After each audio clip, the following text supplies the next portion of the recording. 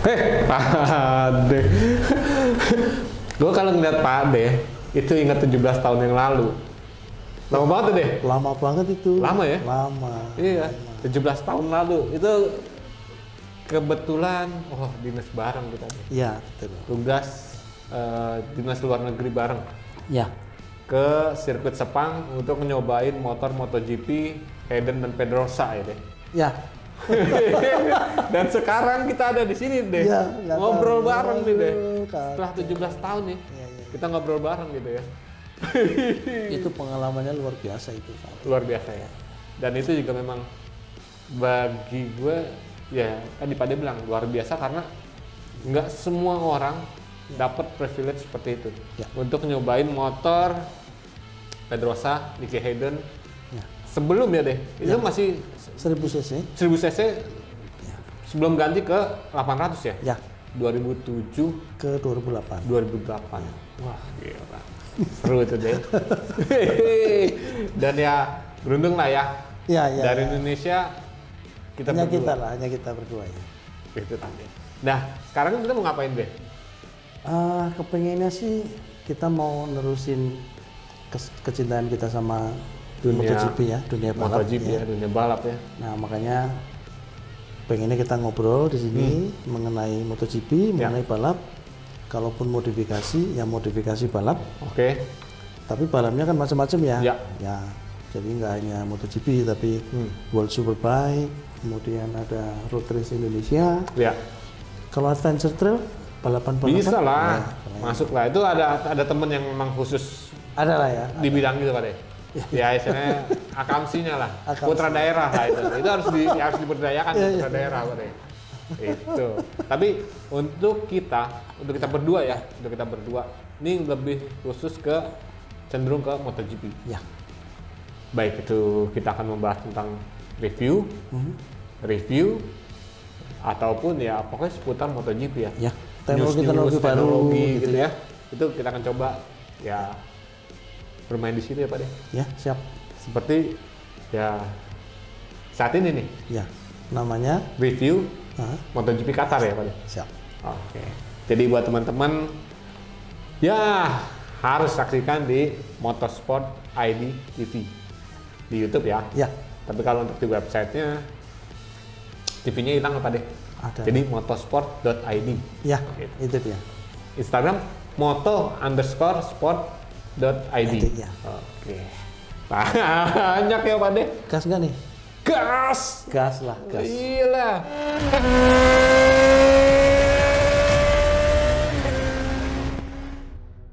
Gimana Kak? Apa Pak De?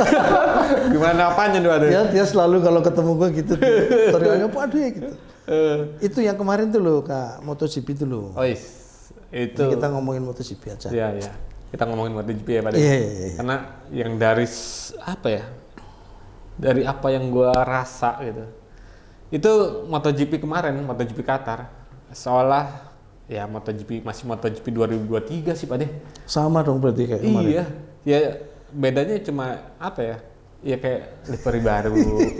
Terus helm baru. Iya. Ya kayak gitu doang. Tapi sisanya yang bagi gue kayak sama. Samanya di mana nih? Yang samanya persisnya itu kalau ngeliat pertarungan antara Jorge Martin dan juga Pecco Bagnaia. Oke. Seolah-olah apa ya? Bisa dibilang Martin versus Bagnaia jilid 2.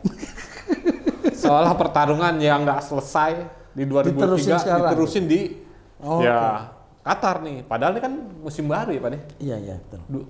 Seri perdana. Karena MotoGP perdana balik lagi ke Qatar gitu kan. Setelah kemarin sebelumnya enggak karena ya sirkuitnya renovasi juga kan buat F1 kan. Nah, tapi yang kita tonton ya nggak jauh itu. Pertarungan antara Bagnaia versus Martin diselingi oleh Brad Binder. Tapi Bagnaia sempat nakutin ya, maksudnya nakutin dalam artian gini. Di latihan resminya gitu ya, GTT, kemudian pas yang sprint race itu kan juga kayaknya kok ada penurunan gitu. Itu dia Pak De. Gue awalnya tuh sempat berpikir bahwa ketika di sesi tes pramusim, ya kita ngeliat sebagai apa ya, Bagnaia itu begitu mendominasi gitu kan. mulai dari istilahnya sempat membuat rekor waktu tercepat, walaupun itu ya istilahnya nggak tercatat secara resmi gitu kan ya, tapi kan tetap paling nggak ada tes catatan pramusim ya, tetap ada catatan. Nah akhirnya kan itu membuat apa ya, seolah-olah yang fansnya Bagnaia itu berpikir bahwa wah Bagnaia udah pasti akan mendominasi di seri Qatar nih. Mau dari sprint race, mau dari pole position, mau sampai main race, itu kan bisa aja kan. Tapi ternyata kan enggak. Ini lagi-lagi Jorge Martin nge-fight kenceng ke Bagnaia gitu kan. Iya benar. Malah keempat ya dia ya yang sprint race-nya bukan? Sprint race iya. Sprint race keempat. Di kelimanya itu Marc Marquez ya. Iya. Itu kira-kira kenapa ya menurutmu ya? Apakah sebenarnya kan kalau sprint race kan yang kita tahu bahwa jumlah lapnya separuhnya gitu ya. Bahan bakarnya juga nggak terlalu diatur banyak-banyak gitu. Nah, justru ketika dia full sprint race, pol-polan di situ malah keempat gitu. Kalau gue ngeliatnya ini ada sedikit pengaruh juga sama tekanan ban. Karena kemarin jadi aturan baru itu ya. Itu dia. Karena kan tekanan ban yang untuk di seri 2024 ini ada sedikit penyesuaian ya. Penyesuaiannya turun sekitar 0,1 bar gitu kan. Iya. Ya istilahnya kalau yang sebelumnya 1,9 bar atau di angka PSI-nya itu sekitar 27 sekian lah. Nah, menjadi sekitar 24 something gitu kan. Nah, ini pengaruh sangat berpengaruh untuk di yaitu baik itu di sprint race maupun di main race yang akhirnya ya pembalap dipaksa untuk memutar otak bagaimana caranya menyesuaikan tekanan ban nih enggak langsung tiba-tiba naik drastis gitu kan. Nah, dan yang di kemarin yang di sesi sprint race gue ngeliat Bagnaia itu keteteran karena ya dia sempat bertarung untuk posisi 2, posisi 3, posisi 4 gitu kan. Nah, sementara Jorge Martin dengan cerdiknya, dengan start yang bagusnya, dia bisa langsung jaga posisi di posisi terdepan kan. Akibatnya, ya itu dia nggak perlu fight sama yang barisan belakang, dia bisa ngejaga ban, dan juga akhirnya tekanan bannya nggak naik secara signifikan. Nah, sementara gue ngeliatnya kalau di sesi main race-nya kebalikan dari itu kebalikan malah ya? Kebalikan dari si Martin, makanya gue bilang nih Martin sama Pecco jilid dua nih. Akhirnya strateginya yang dipakai yaitu yang dipakai oleh Bagnaia di main race-nya ya Pade kan ngeliat sendiri start bagus langsung terus masuk ke posisi 3, masuk lagi nge-fight sama Binder ke posisi kedua, di tikungan 4 akhirnya bisa masuk ke posisi pertama setelah ngelewatin Martin. Selepas itu udah ke depan terus kan, nggak ada gangguan. Nah itu Brad Binder kenapa nggak bisa, maksud gue gini, dia ini kan KTM ya? Ya, KTM. Nah kemudian di beberapa seri kemarin itu dia sempat membukukan speed yang paling tinggi loh di motor MotoGP 366 berapa itu ya. Nah itu kenapa dia nggak bisa apalah katakanlah sampai ke depan gitu? Apa ya? Kalau gue ngeliat sebenarnya Binder sih bisa aja Pak. Bisa ya. Karena ini ya Qatar, Losail ya sirkuit yang agak-agak bisa dibilang agak sulit sebenarnya untuk KTM. Tapi seolah yang terjadi di 2004 di seri perdana ini, Binder tuh mampu menepis anggapan bahwa wah KTM juga bisa kok di sini, bisa kok fight bareng Ducati, ya kan terbukti memang Pak. Kalau gue ngeliatnya memang banyak pengembangan sih Pak yang dilakuin sama KTM nih. Akhirnya ya udah si Binder sendiri mampu posisi finish di posisi 2 kan, baik itu di sprint race maupun di main race. Salah satunya dari pengembangan mungkin aero fairing.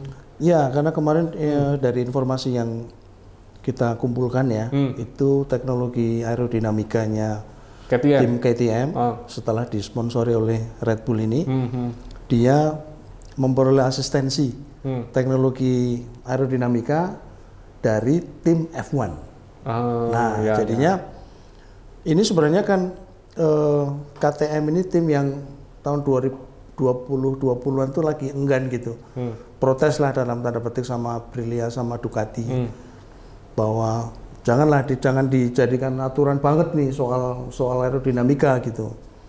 Nah, tapi terbukti dari pengembangan aerodinamika yang sekarang ini terjadi, mau tidak mau tim-tim yang kepengen kompetitif dia harus mengarahkan gitu ya, mengarahkan risetnya tuh ke sana gitu. Nah, ini terbukti beneran nih ketika ahli aerodinamika dari F1 itu turun ke motor KTM. Itu tadi itu Brad Binder bisa sampai segitu kencengnya gitu. Ya. Apalagi di trek-trek lurus itu kayak kemarin di trek lurus sempet ya, Martin juga kan itu ngeri tuh. sempat disikat di straight di R1 sebenarnya ya. Itu ngeri tuh. Itu karena memang arah dari riset sekarang akan mengarah ke sana gitu. Lebih banyak bermain di sektor aerodinamika ya. Ya iya sih, kalau lihat dari sesi tes pramusim kemarin kan Pak De, ya kayak misalnya KTM sendiri atau Aprilia atau apa itu banyak yang ya untuk ngulik sektor aerodinamika, terutama untuk diffuser di belakang tuh Pak De. Iya, iya. Itu ya kayak KTM sendiri itu kayak ngegabungin apa ya? Kayak ngegabungin antara dua diffuser. Diffuser Ducati ataupun diffusernya ya dibikinan sendiri yang kayak GT mobil GT ya, kayak gawang lah ya, kan. Nah itu dipakai dia memang dia gitu ya deh. Nah itu kalau ya, kemudian pengembangan teknologi yang aerodinamika itu kan sekarang sudah sangat canggih ya, nggak lagi pakai wind tunnel yang memusingkan itu, yang makan biaya, makan tenaga, makan waktu. Karena harus bikin mock up, mendatangkan motor yang sebenarnya gitu. Sekarang ini mereka melakukannya dengan teknologi digital yang sangat maju, sehingga mereka merender motor itu dengan digitally secara 3 dimensi. Kemudian akan melakukan prediksi gitu ya. Misalnya seandainya kecepatan sekian, angin yang diterobos itu akan arahnya akan seperti apa bentuknya. Gitu. Ya. Nah ini akan disiasati oleh mereka. Ini sih F1 banget itu Pak De ya. F1 banget sudah. Udah F1 banget ya. Udah lebih ya mainnya aerodinamika yang apa sih, ngejelimet lah. Ngejelimet banget itu, rumit. Karena sekarang ini contohnya di Ducati itu hampir semua elemen di bodinya itu sudah ada aliran-aliran air yang aliran udara yang disiasati untuk kepentingan tertentu. Gitu ya. Misalnya seperti misalnya begini. Di sebelah kanan dan kiri Ducati itu ada satu semacam kotak lubang gitu ya. Dia fungsinya air scoop ketika dia menikung ke kanan misalnya. Tanpa itu sebenarnya ada turbulensi udara di situ yang cukup besar. Karena dia nikung kan bisa kecepatannya 150, 160 sampai hampir 200 itu pernah tuh ada tikungan yang kalau di tikungan yang bahkan yang kemarin di Qatar aja siapa ya, Pecco atau Martin ya, yang dia nikung angle 60 derajat di kecepatan 100 gitu ya. Iya. Nah itu dengan adanya turbulensi itu dia mempengaruhi traksi roda belakang. Nah ini yang seringkali waktu itu yang belum ketemu teknologi itu. Makanya ketika dia belok terlalu miring sekali, traksinya akan hilang dan lepas gitu ya, jatuh gitu. Nah sekarang ini dengan pengembangan seperti itu, udara yang lewat ke situ dengan bentuk aerodinamika seperti itu, udaranya itu akan terbuang ke belakang. Ketika udaranya terbuang ke belakang, dia menikung dengan sempurna. Traksinya akan sempurna dibantu oleh beberapa air diffuser yang lain yang ada di bodinya. Gitu. Tapi sebenarnya juga nggak boleh terlalu keras ya untuk mendapatkan tekanan ban belakang, karena kalau semakin keras dia mendapatkan tekanan otomatis bannya juga akan lebih cepat aus tuh deh. Ya, cuman ketika ban cepat aus itu juga mereka menyiasatinya lagi itu. Ada beberapa alat-alat pengarah angin gitu ya. Itu yang membuat suhu di depan ban belakang itu menjadi dingin lagi. Lebih adem ya? Ya, lebih adem. Nah itu jadi sekarang ini mainnya udah ke sana gitu. Ya. Makanya cuman ya gitu ya, kalau kita ngelihat motor MotoGP sekarang itu kan jadi kayak robot ya. Bentuknya ada sumur di sana, di sini, ada itu, olah gitu ya. Ada gawang, ada kamu tadi bilang apa Kak? Kayak GT Wing. dinosaurus. Oh, dinosaurus. Ya bilangnya dulu itu Stegosaurus karena mirip sama buntutnya Stegosaurus pada. Jadi motornya itu memang aneh gitu. Nah, makanya si teknisi atau ahli sudah tidak memperhitungkan itu sebagai model bentuk, itu sudah nggak begitu penting lah, tanda petik ya. Yang penting bagaimana motor ini tambah kenceng, tambah aman, traksinya tambah lekat di aspal gitu-gitu. Tujuannya ke sana. Ya, karena ya kalau tadi balik lagi ke soal Brad Binder gitu Pak De. Ya Brad Binder sendiri tuh ngakuin bahwa sebenarnya untuk fight bareng si Ducati ini untuk ya bisa lebih kompetitif dari Ducati, tinggal menunggu waktu aja sih sebenarnya. Ya mungkin salah satunya dari itu juga kali Pak De ya. Dari sisi faktor aerodinamika yang bisa dibilang ya KTM duitnya juga unlimited nih kayaknya Pak De. Ada serinya juga dia. Ducati aja sebenarnya mau dibayarin tuh sama KTM.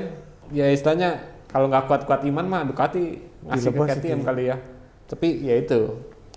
Ya kalau bisa dibilang dengan kemampuan finansial KTM yang cukup luar biasa, ya efeknya juga kan salah satunya bisa pengembangan lebih baik lagi kan Pak De.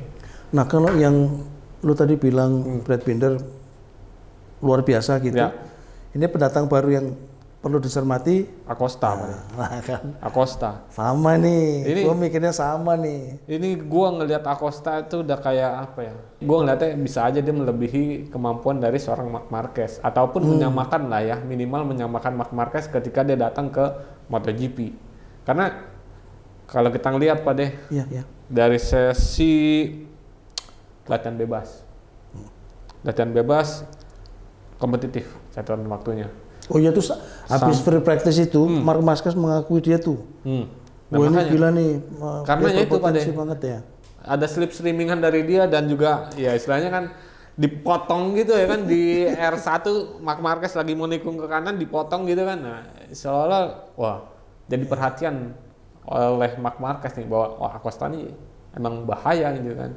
Nah, kalau bagi gua Acosta ini ya bisa lagi Pak De melebihi rekornya si Marc Marquez, tapi itu perlu waktu ya, perlu waktu ya. Pembuktian karena gini, ya tadi yang gue bilang di sesi free practice mendominasi, lolos ke Q2, terus sudah gitu di sprint race nyodok-nyodok ke depan, ya kan, walaupun akhirnya ya finish di posisi 7 gitu kan.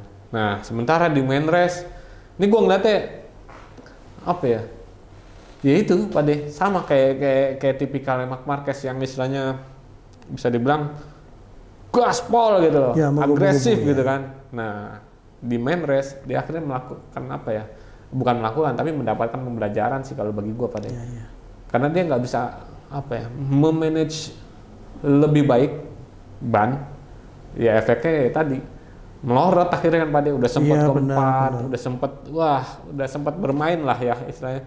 Akhirnya melorot finish di posisi 9. Tapi bagi gua di seri perdana sebagai rookie posisi 9 juga udah cukup. Oke lah, perlu pengalaman lah itu namanya. Namanya pengalaman itu di situ ya. Butuh jam terbang lah ya. Apalagi kita tahu sendiri MotoGP ini punya power yang wah aja gila gitu kan Pak De. Mengerikan. Di atas ya udah hampir mendekati 300 horsepower kan. Iya. Dengan seorang Acosta yang badannya segitu terus sudah gitu baru naik ke MotoGP gitu kan, bagi gue sih yaitu butuh jam terbang dan akhirnya pasti akan ya podium juga sih. Itu deretan depan motor Eropa semua itu. Nah itu yang Jepang nih ini nih Pak De, kasihan deh. Gue ngelihatnya ya wajib untuk diberikan konsesi ya Pak De. Untuk pabrikan-pabrikan Jepang ini gitu kan, karena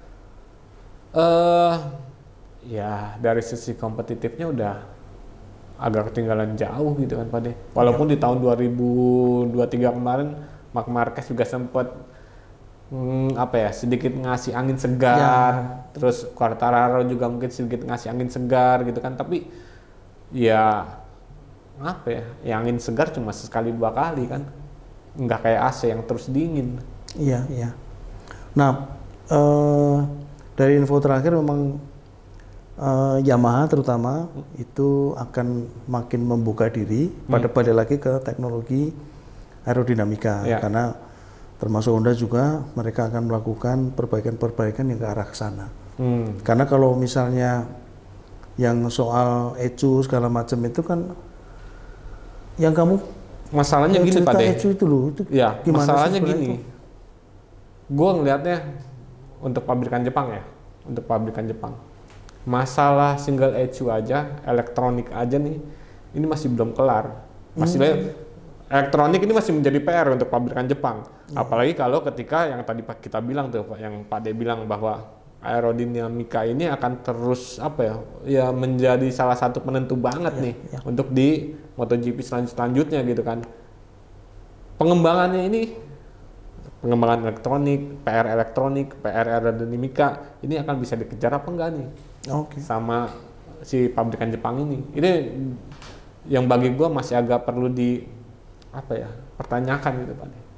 Tapi kalau misalnya dengan 2 merek Jepang itu yang masuk kategori D, itu kan berarti konsesinya dia seolah-olah akan memperoleh privilege ya. Ya, privilege. Jadi jadwal latihan dibanyaki gitu ya. Diperbanyak. Ya, terus kemudian pembalap-pembalap tester nggak mesti harus yang sudah ditunjuk, mereka boleh menunjuk siapa saja gitu. Jumlah ban yang dipakai juga lebih banyak gitu. Nah, aku yakin kedua merek ini pasti akan naik. Harusnya iya Pak De. Harusnya naik kan? Harusnya iya, karena gini, kalau enggak, ya ini akan menjadi perang motor Eropa aja udah. Iya. Aprilia dengan istilahnya KTM permainan aerodinamikanya, terus KTM sama ya dengan aerodinamika dan juga engine-nya. Ducati sama juga dengan engine dan juga elektronik dan juga aerodinamika. Ya kalau Jepangan ini nggak dikasih konsesi itu ya? Wah, jadi kayak nggak menarik Pak De. Ya udah, balapan motor Eropa yang ada. Ya, aku juga kepengen mengingatkan sama beberapa teman yang menggugat gitu ya. Wah, enak bener nih Honda sama Yamaha dikasih privilege macam-macam. Sementara Ducati sama tim-tim Eropa itu nggak boleh ngapa-ngapain gitu. Ini harus diingat nih, ini tahun sekarang kan, tahun 2014 itu juga pernah loh Kak. Konsesi itu dinikmati oleh Ducati. Karena waktu itu tahun-tahun segitu tuh Honda sama Yamaha sangat mendominasi gitu. Malah bahkan pernah Suzuki itu kan pernah jadi juara dunia meskipun sekali ya. Tapi itu artinya menunjukkan bahwa teknologi pencapaian MotoGP mereka itu sudah cukup tinggi gitu. Untuk bisa kompetitif ya Pak bersama pabrikan yang lain. Betul. Ya ini tujuan konsesi kan sebenarnya kan untuk itu ya Pak bahwa ketika ada pabrikan yang tidak kompetitif, yaitu dari Dorna sendiri, FIM sendiri ngasih hak konsesi gitu kan, agar bisa kompetitif lagi. Ketika dia kompetitif, ketika dia juara, ketika dia berapa kali podium 1, 2, podium 3 apa gimana, itu kan hak konsesinya itu kan dicabut kan? Langsung dicabut ya? Langsung dicabut. Ya jadi bagi gue ya memang udah saatnya pabrikan Jepang ini dikasih hak konsesi biar bisa kompetitif lagi, nggak melulu ada teman-teman yang bilang bahwa ya one make race Ducati gitu kan. Ya syukur-syukur sekarang ada KTM, gitu ada Aprilia gitu yang bisa kompetitif juga untuk ngelawan gitu. Kalau enggak kan ya udah one make race Ducati gitu kan. Nah, bagi gua ya udah perlu banget mulai tahun ini dikasih konsesi untuk KTM, untuk KTM untuk si Honda sama Yamaha. Ya konsesi juga menurut aku juga penting ya, karena kalau misalnya dalam 1 atau 2 musim kompetisi satu orang aja nih atau satu tim aja terlalu mendominasi nih, nggak seru juga kan? Nggak seru, bosan lah kita ngelihatnya gitu ya. Kayak nggak tahu ya, mungkin kayak zamannya Valentino Rossi gitu ya. Dia 2, 3, 4 seri musim kompetisi itu dominasi terus gitu. Tapi kalau Valentino Rossi kan beda apa dia maksudnya, ini bukan ngebela Valentino Rossi, bukan, tapi ketika dia juara justru itu yang ditunggu orang. Kan orang penasaran selebrasinya apa lagi nih, gayanya apa lagi nih. Itu yang membuat orang penasaran terhadap Valentino Rossi pada. Nah, tapi ketika orang yang nggak bisa nggak bisa menghibur seperti Valentino Rossi, dia menang terus tanpa ada selebrasi. Ya, kok dia lagi kan gitu Pak De. Iya, betul. Nggak tahu ya, mungkin zamannya Duhan kali ya Pak De ya? Ya, zaman Duhan, kalau nggak ya Casey Stoner itu. Casey Stoner itu kan pembalap yang serius gitu ya. Dia jaim gitu kan. Menang juara 1 ya nggak ada selebrasi lempar helm. Terus dia berlaga ditangkap polisi, ada polisi di track gitu kan. Kalau Valentino Rossi kan aneh-aneh ya. Iya. Ada polisi lah, ada nanti dia pakai ini, pakai itu gitu. Termasuk si tim Yamaha temannya dia dulu ya, yang nomor 99 itu. Itu dia kan juga, itu kan dia juga dengan ada Lorenzo Len. Ya gitu-gitu kan. Pakai hammer. Nah gitu kan termasuk selebrasi unik ya. Ya buat tontonan itu luar biasa gitu. Nah ini mestinya harusnya ada ya. 2024 itu harus ada yang seperti itu. Ya, bagi gue sih tetap udah waktunya bagi Dorna, bagi FIM itu untuk ngasih konsesi untuk si tim-tim yang lemes itu lah ya. Karena ya kita tahu lah bagaimana persaingannya si Yamaha sama Honda ini sebelum terjadinya single ECU gitu kan. Keren kan. Nah sekarang dengan adanya konsesi untuk mereka, kalau gue berharap bisa balik lagi kompetitif secara cepat, fightnya bareng lagi nih 5 pabrikan gitu kan. Iya. Kalau yang seri pertama ini, kemarin tuh kan warna motornya tuh gue ngelihatnya kok kayak gelap. Ada yang eye-catching sendiri. Iya. Pertamina Enduro VR46 Racing Team. Nah ya itu. Ya. Nah itu. Itu warna-warna. Kalau gue ngeliat ya seolah-olah kayak warna kebanggaannya Rossi. Iya. Di tahun awal-awal dia main di Pak De? 2 tak NSR ya. Iya. Juara dunia gitu. Iya. Di Phillip Island gitu. Warnanya kuning begitu kan. Tiba-tiba wah muncul lagi nih gitu kan, setelah berapa tahun kemudian gitu kan. Tapi warna eye catching itu di belakang ya? Belum Pak De, kalau gue ngeliatnya gini, Bezzecchi yang itu bukannya gacor itu, bukannya kenceng banget itu. Bezzecchi tahun lalu kan, ya istilahnya performanya bagus. Terus di Gia juga kan, ya kita tahu nih yang bisa ngerecokin, salah satu pembalap yang bisa ngerecokin antara Jorge Martin dan Bagnaia tahun lalu gitu kan. Nah, gue ngeliatnya memang butuh waktu. Karena gini, motor yang dipakai tahun ini GP23 nih Pak De. Yang dipakai oleh tim Pertamina nih, baik itu di Gia, baik itu Bezzecchi gitu kan, itu GP23.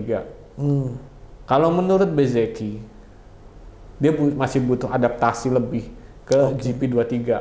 Karena ini motor karakternya sedikit berbeda jika dibandingkan dengan GP22 yang dipakai di tahun lalu oleh mereka gitu kan. Kalau GP22 dipakai menikung dengan gaya balapnya Bezzecchi ini masih nurut gitu loh, masih enak gitu loh. Nah, sedang yang GP23 ini beda. Bisa dibilang agak sedikit bandel Pak De. Nggak mau ngikutin kemauan gaya balapnya Bezzecchi, terus di Gia gitu kan. Jadi masih butuh adaptasi termasuk ubah gaya balap Pak De. Untuk Bezzecchi sendiri tuh dia emang harus merubah gaya balap, diakuin untuk naik ke GP23 ini. Padahal kalau menurut gue ya Pak De, ya ini kan tinggal ngomong aja ke Pecco gitu loh. Iyalah. Karena ini motor yang ngembangin tahun lalu Pecco gitu kan. Makanya. Motor juara dunia sama Pecco gitu kan. Tinggal ngomong, Pecco, kenapa nih? Kok gue nggak bisa naik motor GP23?